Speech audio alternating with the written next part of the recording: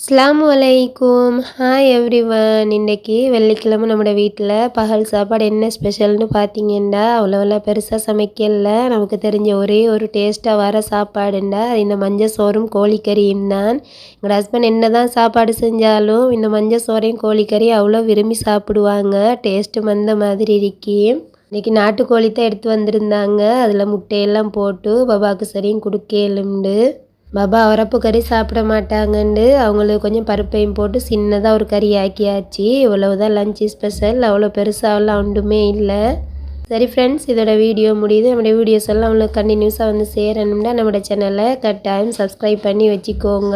கூடவே இருக்கிற bell ஐக்கோனையும் click பண்ணி வச்சுக்கோங்க. அப்போ தான் நம்ம போடக்கூடிய வீடியோஸ் எல்லாம் உங்களுக்கு கண்டினியூஸாக வந்து சேரும். நான் இன்னொரு நல்ல வீடியோடு உங்களை சந்திக்கிறேன். பாய்.